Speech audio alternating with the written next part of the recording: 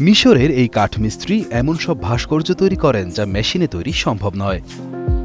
হাজার হাজার স্তর কাগজ কেটে তৈরি করেছেন নিজের এমন একটি মূর্তি যা আপনাকে মুগ্ধ করবে। মিশরীয় শিল্পী আহমেদ এল সেরাফি তার ভিন্ন ধরনের শিল্পকর্মের জন্য খ্যাতি অর্জন করেছেন। এগুলো তিনি তৈরি করেন ফেলনা এবং অপ্রয়োজনীয় কাঠ দিয়ে।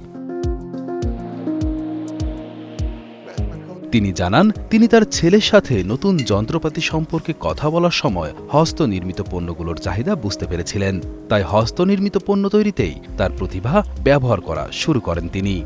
আমি অপ্রয়োজনীয় কাঠ ব্যবহার করে নতুন ধরনের পণ্য তৈরি করেছি। আমি কাগজও ব্যবহার করেছি এবং নতুন ডিজাইন তৈরি করতে শুরু করেছি। আমি কাঁচও ব্যবহার করেছি এবং এটির মধ্যে সুন্দর সব ভাস্কর্য তৈরি করেছি। কাগজ দিয়ে তিনি তৈরি করেছেন নিজের মূর্তি। এছাড়া তিনি তৈরি করেছেন ফুলের আকৃতির সাজসজ্জা এবং কাচের বোতলে মডেল বাড়ি। এল সেরাফি তার সৃজনশীলতাকে প্রকাশ করার জন্য যে কোনো কিছু ব্যবহার করবেন বলেও জানিয়েছেন। 2018 সাল থেকেই এল সেরাফি কাঠ, কাগজ এবং কাচের মতো উপকরণগুলো পুনর্ব্যবহার করে মূর্তি, বাতি এবং অন্যান্য শৈল্পিক পণ্য তৈরি করতে শুরু করেন।